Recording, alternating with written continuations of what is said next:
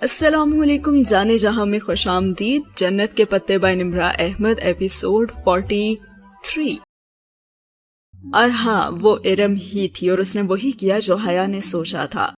जब फातिमा वापस आई तो सख्त मुतासिफ थी। वो सबीन फुप्पो की तो बात सुन ही नहीं रही थी जो कि कह रही थी और बार बार कह रही थी कि भाभी वो इस वजह से नहीं गया, उसने सुबह ही मुझे बता दिया था कि वो आज चला जाएगा और उसने वैसे ही चले जाना था। फुप्पो को इरम से भी शिकवा था और उन्होंने इरम को हल्का सा डांट भी दिया था कि वो गलत बात ना करे, लेकिन फातिमा का अंदाज बता रहा था कि उन्हें यकीन नहीं है। उनके नजदीक अगर कोई सबका जिम्मेदार था तो वो हया थी, जिसने अपनी जिद के पीछे सब कुछ खो दिया था। जब ताया ने उसे बेइज्जत करके घर से निकाला था तब तो वो रोई थी, लेकिन जब जेहान चला गया तो उसने अपने आंसू पोंछ लिए थे। खंदक की जंग में सिर्फ बनी करीजे ही तो नहीं होता ना, उसमें जाड़े की सख्ती भी होती है, सर्दी और खुश्की जो लोगों के रवैयों की वजह से आती है, और रिश्ते सर्द महर हो जाते हैं, और इसमें भूख की तंगी भी होती है, मुआशी दबाव और फिक्र भी होती है। और अब वो इन सब चीजों की परवाह किए बिना कान लपेटे अम्मा की सारी बातें सुनती रहती और फिर वो आगे को निकल जाती। ऑफिस में अलबत्ता रवैया जरा सा बदला हुआ था और उसकी बात सुनी जाती थी और कभी कभार तायद भी हो जाती। वो कॉरिडोर में चलकर जा रही होती या लिफ्ट के इंतजार में जब खड़ी होती तो लोग इधर उधर हट भी जाते और उसके लिए रास्ता छोड़ देते और उसके लिए खड़े हो जाते। हेड आर्किटेक्ट रिजवान बेग को उसने अगले ही रोज अपने ऑफिस में बुलाया था। जी बैठिए। अपने मखसूस अंदाज में पावर सेट पे टेक लगाकर बैठते हुए उसने हाथ से सामने कुर्सी के जानिब इशारा किया तो वो बैठ गए। अलबत्ता उनके चेहरे पे जरा सी उलझन थी।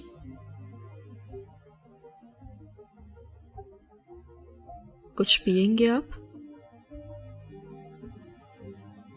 जी, कॉफी ठीक रहेगी। श्योर। उसने इंटरकॉम का रिसीवर उठाया।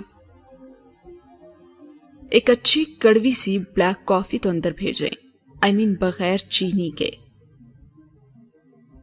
रिजवान साहब जरा सा चौंक गए और रिसीवर रखकर वो वापस कुर्सी पे पीछे को होकर बैठी और संजीदगी से उनको देखा। बेग साहब, इधर आपने कौन सी मल्टी स्टोरी पार्किंग देख ली जो आपको लगा कि उस ट्रेड सेंटर में से होना चाहिए? मेरा ख्याल था कि वो एक मुनफरिद आइडिया है जिसमें कम जगह पर एक बहुत बड़ी पार्किंग बन सकती थी।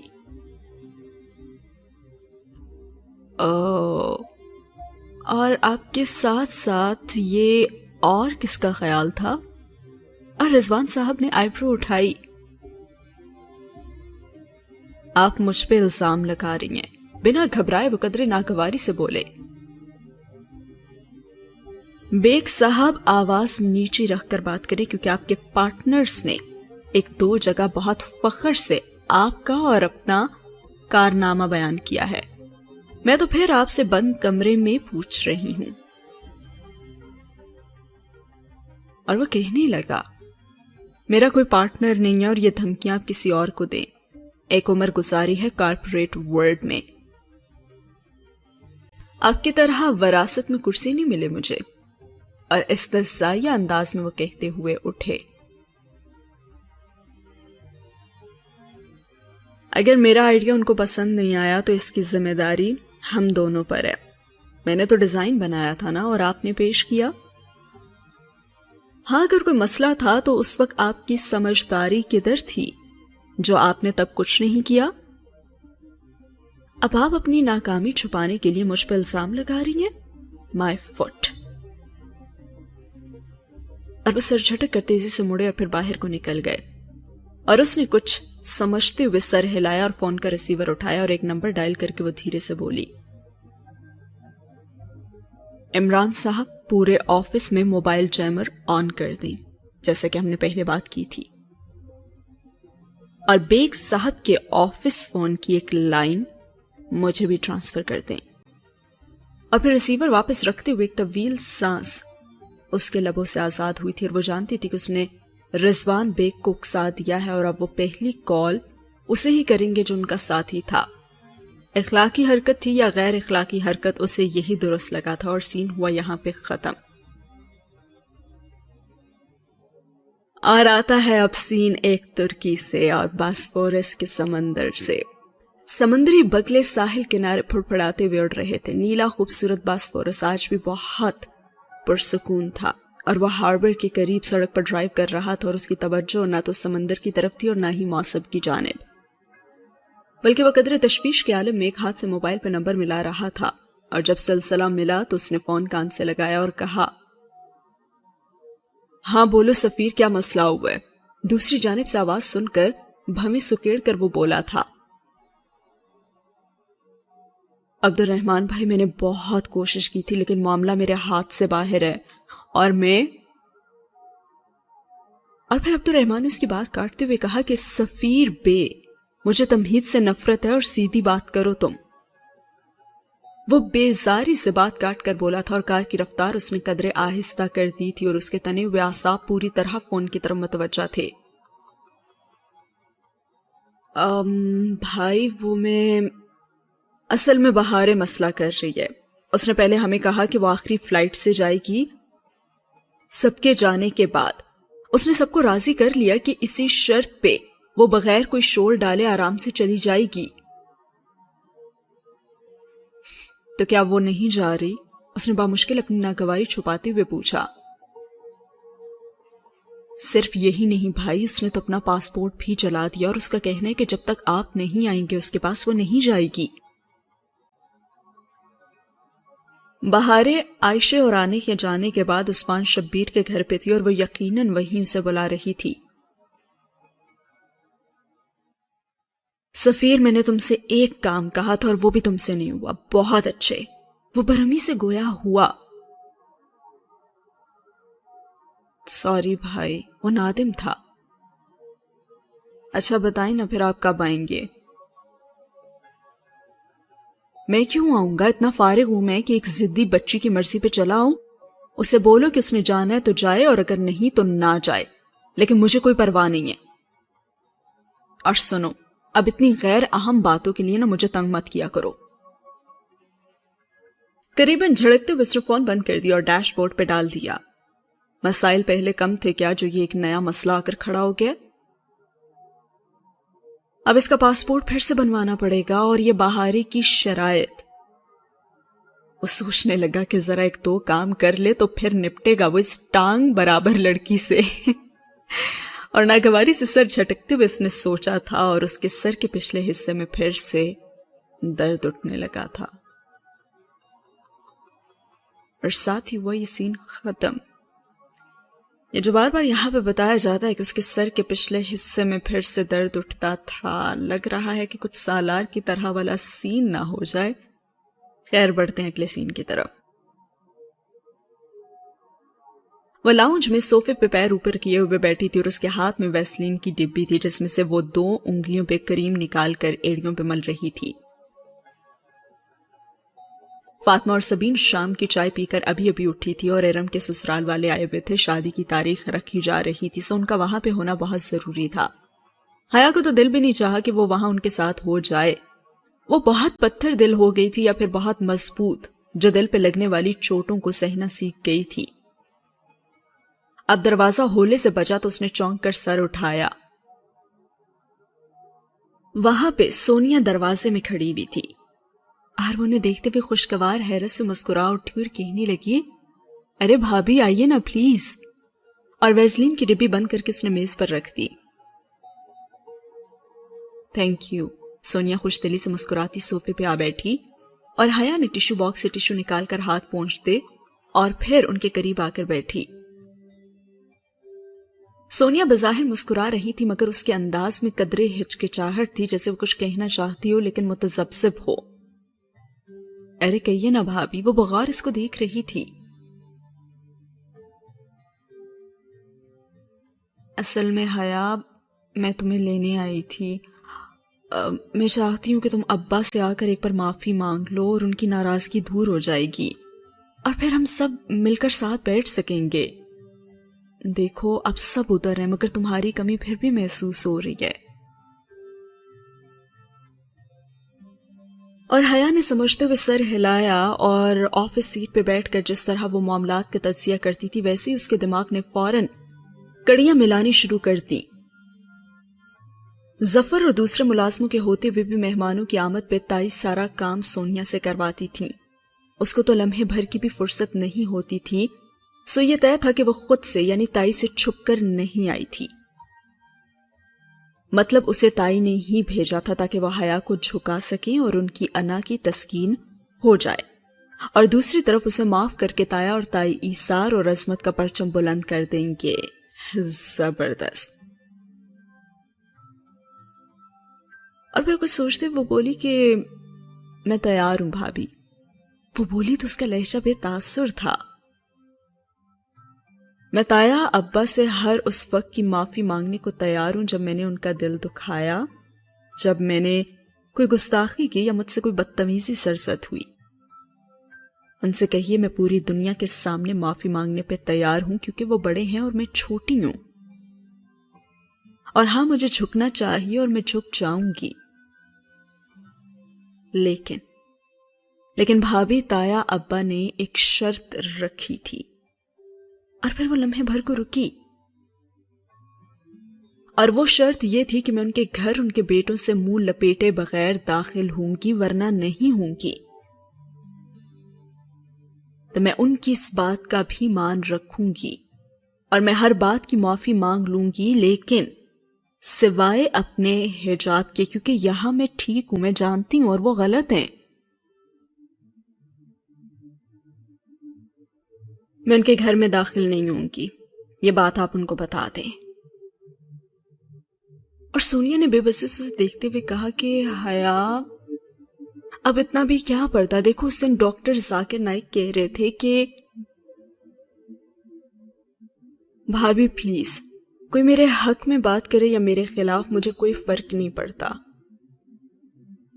بہت سی لڑکیاں سکارف لیتی ہیں، چہرہ نہیں ڈھکتی کیونکہ انہوں نے اللہ سے اتنا ہی وعدہ کیا ہوتا ہے، سو جتنا وہ کرتی ہیں اس پہ قائم رہتی ہیں، اس سے نیچے نہیں جاتی. میں نے بھی ایک وعدہ کیا تھا کہ جو حکم سن لوں گی اور اس پہ دل کھل جائے گا تو اسے اپنا لوں گی. اب میرا دل نکاب کے لیے کھل چکا ہے تو پلیز مجھے اسے نبھانے دیں. وہ بات کرنے کے ساتھ ساتھ ایڑی پہ لگائی چکنائی کو انگلیوں سے مل بھی رہی تھی اور ذرا سی سخت پڑی ایڑی اس کی پوروں کو کھردری محسوس ہو رہی تھی. دیکھو حیا تمہاری بات بھی ٹھیک ہے، لیکن تم جانتی ہو پورے خاندان میں باتیں بنائی جا رہی ہیں کہ جہان تمہیں صرف اس لیے ٹھکرا کے گیا کیونکہ تم نے اپنی دقیانوسی ضد نہیں چھوڑی. بھابھی جب ارم نے یہ بات سر عام کہی تھی تب بھی پھپھو نے یہ کہا تھا کہ وہ صرف اپنی چھٹی ختم ہونے پہ واپس گیا ہے، لیکن لوگوں نے ان کی بات پہ یقین نہیں کیا، صرف انہوں نے ارم کی ہی بات پہ یقین کیا ہے، کیونکہ لوگ تو اسی بات پہ یقین کرتے ہیں نا جس پر وہ یقین کرنا چاہتے ہیں. ساری کریم ایڑی میں جذب ہو چکی تھی اور اس نے میز پہ رکھی ڈبی کھولی، انگلی اندر ڈال کر اس نے ذرا سی ویسلین نکالی اور پھر سے کھردری ایڑی پہ لگانے لگی. اور اگر جہان نے واقعی تمہیں اس وجہ سے چھوڑا ہو تو تب تم کیا کرو گی؟ وہ جیسے بہت فرصت سے اسے سمجھانے آئی تھی اور یقیناً اسے بھیجا بھی گیا تھا. بھابھی یہ میرا اور اس کا مسئلہ ہے جسے ہم ہینڈل کر لیں گے، اور میں ویسے بھی نیکسٹ ویک ترکی جا رہی ہوں نا تو بات کر لوں گی اس سے. پورے خاندان کو اس بات کی کیوں اتنی فکر ہے؟ میں تو سمجھنے سے قاصر ہوں. وہ غصے سے نہیں بلکہ بہت نرمی سے اور ہموار لہجے میں بول رہی تھی اور بات کرنے کے ساتھ ساتھ اس کی انگلیاں ایڑی کا مساج بدستور کر رہی تھی. اور بھابھی بھی اپنی بات پہ بضد تھی، کہنے لگی حیا تم یہ بھی تو دیکھو کہ کزن سے پردہ کون کرتا ہے.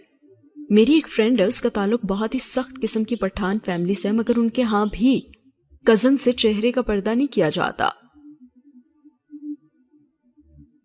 ٹھیک ہے وہ سب اسلام کا حصہ ہے، مگر اب اس سب کو دقیانوسی ہی سمجھا جاتا ہے اور زمانہ بہت آگے بڑھ گیا ہے. उसने बहुत ही दुख से सोनिया को देखा और फिर कहने लगी, अगर मेरे और आपके रसूलुल्लाह सल्लल्लाहु अलैहि वसल्लम आज हमारे सामने होते तो क्या उनकी मौजूदगी में भी आप ये बात कह सकती? और सोनिया एकदम बिल्कुल चुप हो गई। बताएं ना भाभी, उनके सामने आपसे पूछा जाता तो आप उनके बताए हुए असूलों को सपोर्ट करती या फिर अपने सास ससुर को? सोनिया ने लब तो खोले लेकिन कुछ कह नहीं सकी और उसके पास तो सारे अल्फाज खत्म हो गए थे। और हया ने डब्बी से जरा सी मजीद वैसलीन निकाली और दूसरी एड़ी पे धीरे धीरे रगड़ते हुए बोली, क्या आप जानती हैं कि दावर भाई पहले मुझसे शादी करना चाहते थे? और अब तो सोनिया की आंखें हैरत से जरा सी खुली और धीरे से उसने नफी में सर हिलाया। जी हां, बिल्कुल ऐसे जैसे फरूख कुछ अरसा पहले तक मुझसे शादी के लिए ताई अम्मा को तंग करता रहा है, वैसे ही दावर भाई ने भी बहुत इसरार किया था। और यह बात मैंने खुद ताई के मुंह से आपकी शादी से 2 रोज कबल सुनी थी। और आप जानती हैं कि दावर भाई ऐसा क्यों चाहते थे? और वो कुछ नहीं बोली, वो बस बिना पलक झपके शौक के आलम में से देख रही थी। और फिर वजाहत दी हया ने, उसकी वजह यह है कि मैं हमेशा ही बहुत तैयार रहा करती थी, अब भी रहती हूं। मेरे कपड़े, जूते, बाल, नाखून, मैं हर चीज आज भी उतनी तराश खराश कर सेट रखती हूं जितना पहले रखती थी। हाँ, फर्क इतना है कि अब मैं बाहर निकलते हुए खुद को ढक लेती हूं। और जानती हैं इससे क्या होता है? बस इतना कि दूसरी औरतों के शौहर मेरी तरफ मुतवज्जा नहीं होते और यूं अपनी बीवी से नाखुश होने की कोई वजह नहीं रहती उनके पास। और अब बेड़ी में सारी चिकनाई जज्ब हो चुकी थी और वो अब भी पहले की तरह खुरदरी थी, लेकिन वो जानती थी कि यह चिकनाई एकदम से असर नहीं करती। आहिस्ता आहिस्ता ही वो खुरदरेपन को नरम करेगी और यूं फटी हुई जल्द वैसी हो जाएगी जैसा कि उसे होना चाहिए। अब आप बताएं कि क्या अब भी आप मुझे ही गलत समझती हैं? और टिश्यू से हाथ पोंछते उसने बहुत इत्मीनान से देखा, जो कि बिल्कुल गुमसुम सी बैठी थी और कुछ भी कहे बिना उठ खड़ी हुई।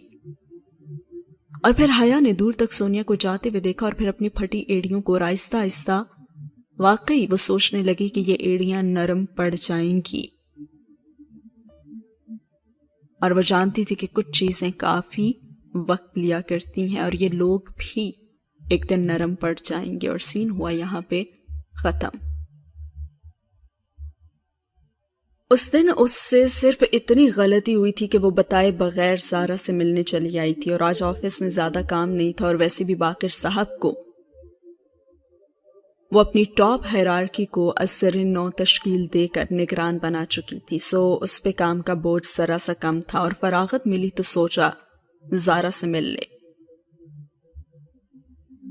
5 जुलाई आकर गुजर भी चुकी थी और अब उसको उसी हफ्ते वापस तुर्की जाकर क्लियरेंस करवानी थी। और उन्हीं सोचों में वो उसके घर आई और ज़ारा की अम्मी से दरवाजे पे मिली और कहने लगी कि ज़ारा अंदर कमरे में है, फारीना वगैरह आई हुई है तो तुम अंदर ही चली जाओ। वो कहीं जाने के लिए शायद निकल रही थी और खुश इखलाकी से बताकर वो बाहर को निकल गई और वो भी सर हिलाकर अंदर आई। ज़ारा का कमरा कॉरिडोर के आखिरी सिरे पे था और घर में बहुत खामोशी थी।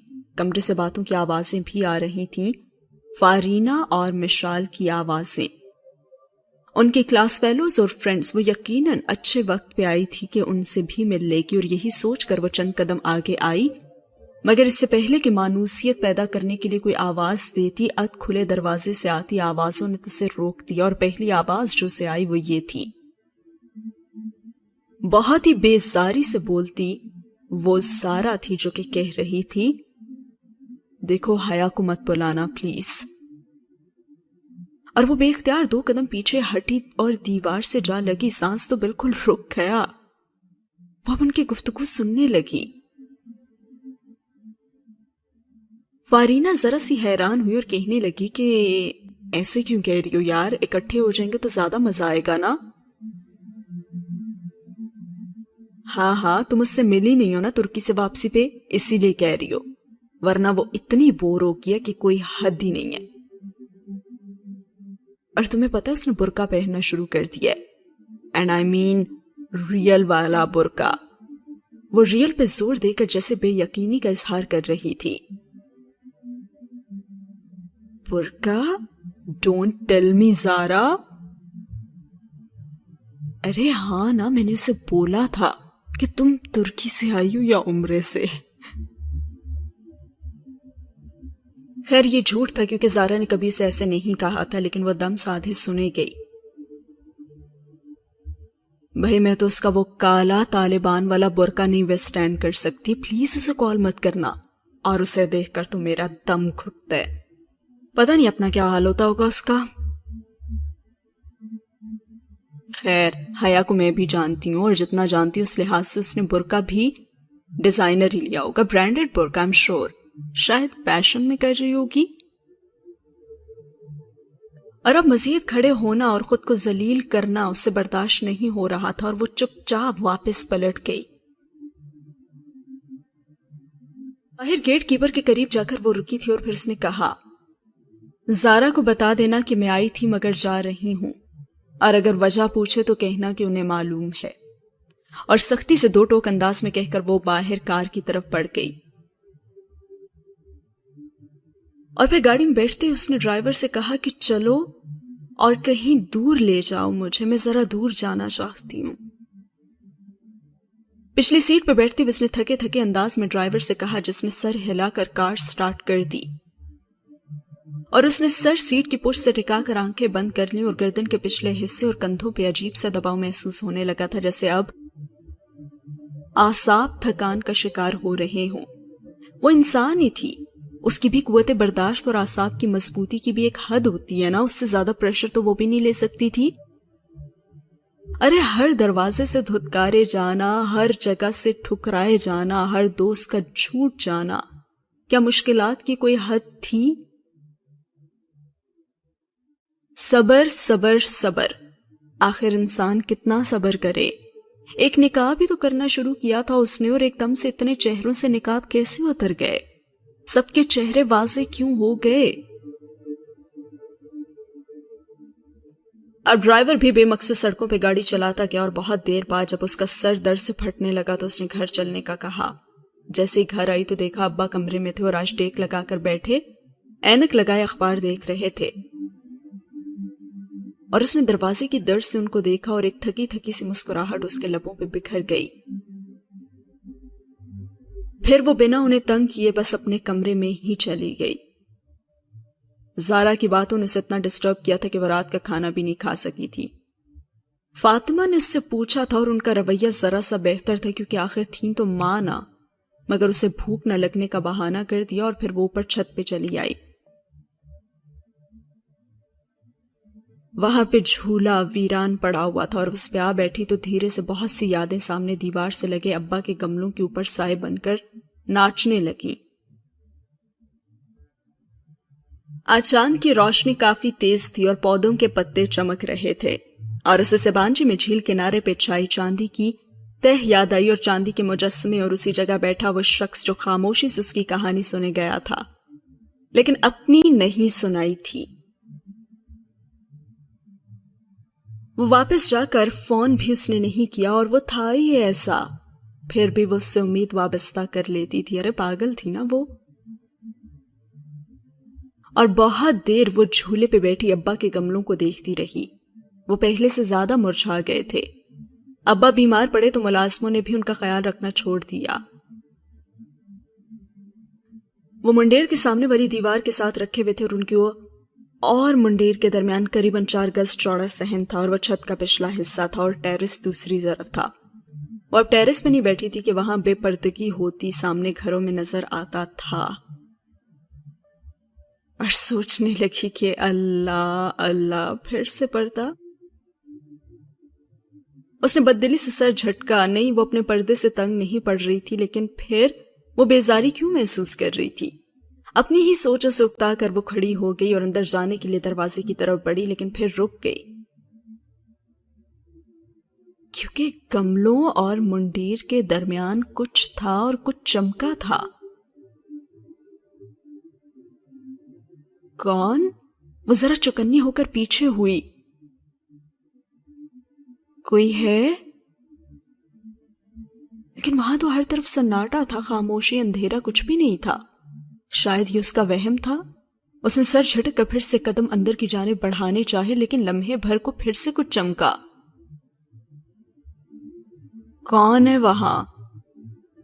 وہ بالکل ساکن کھڑی پل کے سکیڑے اس جگہ کو دیکھی گئی اور اسے ڈر نہیں لگ رہا تھا اور وہ بالکل بھی خوف زدہ نہیں تھی۔ اس نے خود کو بتانے کی کوشش کی، لیکن فطری خوف نے اسے چھوا تھا اور پھر بھی وہ کچھ سوچ کر آگے بڑھی۔ گملوں کی قطار کے ساتھ چلتی وہ آخری گملے تک پہنچی جس میں لگا منی پلانٹ ڈنڈی کی مدد سے قریباً 6 فٹ اونچا کھڑا تھا، اور وہاں کچھ بھی نہیں تھا، لیکن کچھ تو تھا۔ کسی احساس کے تحت وہ ذرا سی آگے ہوئی، پھر ایک دم رک گئی۔ خدایا! وہ جیسے کرنٹ کھا کر 2 قدم پیچھے ہٹی اور پھر بے یقینی سے پھٹی پھٹی نگاہوں سے گردن اونچی کر کے دیکھا۔ اونچے منی پلانٹ سے لے کر چھت کی منڈیر تک اندیکھی دیوار سی بنی تھی، اور مکڑی کے جالے کی دیوار، جیسے کسی بیڈمنٹن کورٹ میں جالی دار نیٹ لگا ہوا ہوتا ہے۔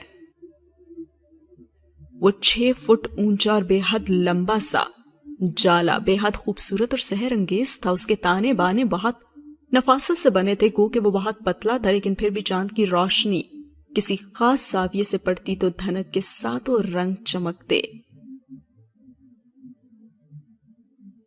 اسے حیرت سے دیکھتی الٹے قدموں پیچھے آئی، اور اگلے ہی پل وہ اندر سیڑھیوں کے دہانے پہ غصے سے نور بانو کو پکار رہی تھی۔ جی آئی۔ نور بانو جو کچن میں کھانے کے برتن سمیٹ رہی تھی بھاگتی ہوئی اوپر کو آئی۔ جاؤ کوئی جھاڑو لے کر آؤ، اتنے جالے لگے ہیں چھت پہ اور تم صفائی کیوں نہیں کرتی ہو ٹھیک سے؟ پتہ نہیں اسے کس بات پہ زیادہ غصہ چڑھا تھا اس کے تیور دیکھ کر تو نور بانو بھاگتی ہوئی لمبی والی جھاڑو لیے اوپر آ گئی۔ اتنا بڑا جالا یہاں بنا ہی کیسے؟ جب نور بانو اس کے ساتھ باہر چھت پہ آئی تو وہ حیرت سے جیسے خود سے ہی بولی تھی، حیا باجی دیکھیں نا، یہاں کی صفائی کی ذمہ داری تو نسرین کی ہے، وہ روز چھت صاف نہیں کرتی، اور مجھے تو لگتا ہے کافی دن سے وہ ادھر سے گزری بھی نہیں ہے۔ گزری ہوتی تو یہ جالا تو نہ بنتا نا۔ یہ مکڑیاں جالے ادھر ہی بناتی ہیں جہاں پہ انہوں نے کچھ عرصہ گزارا نہ ہو، اور پھر چاہے بندہ اور چاہے جھاڑو جتنے بھی اتار کر لے جائے، کچھ روز بعد یہ پھر سے بن لیتی ہیں۔ اور یہ صدا کی کام چور ہے نسرین، ذرا سا کام نہیں ہوتا اس سے۔ لیکن باجی یہ دیکھیں کہ یہ جالا دیکھنے میں تو کتنا بڑا تھا نا، لیکن جھاڑو ایک ہی دفعہ مارا تو یہ اتر گیا۔ اتنی سی بات تھی۔ اب نور بانو جھاڑو ہوا میں اوپر نیچے مارتی جلدی جلدی وضاحتیں دے رہی تھی، اور حیا نے دھیرے سے اس بات میں سر ہلایا، وہ درست ہی کہہ رہی تھی۔ واقعی وہاں سے کافی دنوں سے کوئی نہیں گزرا تھا، اور وہ بھی ادھر آتی تو بس جھولے پہ بیٹھ کر تھوڑی دیر بعد اندر کو چلی جاتی، اسی لیے تو جالا بنا تھا، اسی لیے تو جالے بنتے ہیں۔ اور اس کے دل میں بھی شاید جالے بن گئے تھے، لیکن اب انہیں کون صاف کرتا اور کیسے؟ لمحے بھر بعد ہی اس کے دل نے اسے جواب دیا تھا۔ اس کے دل نے اسے کیا جواب دیا کہ اسے اب صرف صبح کا انتظار تھا؟ اور سین ہوا یہاں پہ ختم۔ اگلا سین سٹارٹ ہوتا ہے انٹرنیشنل اسلامک یونیورسٹی اسلام آباد سے۔ انٹرنیشنل اسلامک یونیورسٹی ویسی خوبصورت اور پرسکون تھی جیسی وہ چھوڑ کر آئی تھی۔ لہلہاتا سبزہ کشادہ سڑکیں اور کیمپس کے سرخ اینٹوں والے بلاکس۔ کیمپس میں رش بہت تھا، اور وہ بنا کچھ دیکھے سیدھی ڈاکٹر ابراہیم حسن کے آفس آئی تھی۔ خوش قسمتی سے ان کا نمبر مل گیا تھا، اور چونکہ وہ ان کی ایک اچھی اسٹوڈنٹ تھی اس لیے انہوں نے ملاقات کا وقت بھی طے کر لیا تھا۔ السلام علیکم سر، اجازت ملنے پہ ان کے آفس میں داخل ہوتے ہوئے بولی، اور وہ بزرگ لیکن پروقار سے استاد تھے، اور مسکراتے ہوئے اس کے لیے اٹھے اور وعلیکم السلام کہتے ہوئے سامنے کرسی کی طرف اشارہ کیا۔ بہت شکریہ آپ نے ٹائم دیا، میں تو کچھ پریشان تھی، سوچا آپ سے ڈسکس کر لوں اور شاید کوئی حل نکل آئے۔ کرسی کھینچتے ہوئے اس نے وہی بات دہرائی جو اس نے فون پہ کہی تھی۔ اپنے سیاہ عبایا اور نفاست سے لیے گئے نقاب میں وہ بہت تھکی تھکی لگ رہی تھی۔ شور، آپ بتائیے، اور چائے لیں گی یا؟ ارے نہیں سر، پلیز کچھ بھی نہیں، بس میں بولنا چاہتی ہوں اور مجھے ایک سننے والا چاہیے۔ اور انہوں نے سمجھ کر سر ہلایا، وہ منتظر تھے۔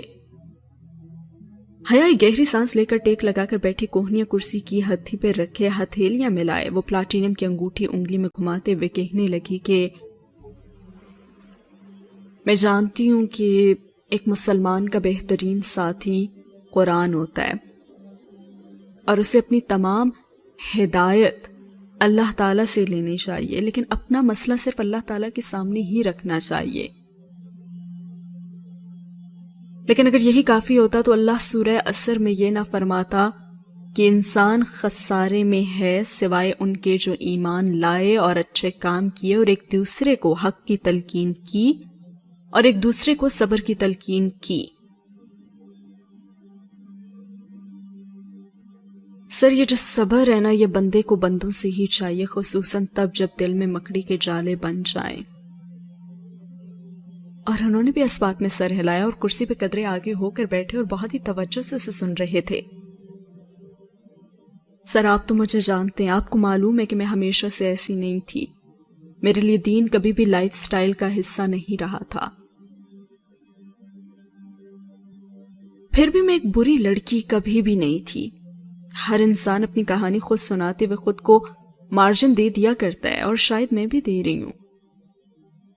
لیکن پھر بھی میں بے شک حجاب نہیں لیتی تھی، لیکن لڑکوں سے باتیں تو نہیں کرتی تھی نا، اور میرے کسی بھی لڑکے سے کوئی خفیہ دوستی بھی نہیں تھی۔ میں دکاندار سے پیسے پکڑتے ہوئے بھی بہت احتیاط کرتی تھی کہ ہاتھ نہ چھوئے۔ اور میرا نکاح بچپن میں ہوا تھا، اور میں اتنی وفادار تھی کہ اگر کبھی کسی لڑکے سے یوں ملی تو بھی اسی نکاح کو بچانے کے لیے۔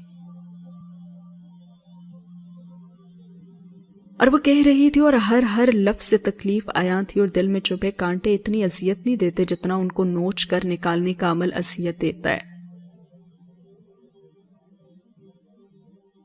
اس کے بعد میں باہر چلی گئی، لیکن وہاں بھی دین میرے لیے بس اتنا ہی تھا کہ میلاد اٹینڈ کر لیا اور ٹاپ کپی پیلس میں متبرکات دیکھ کر سر ڈھانپ لیا۔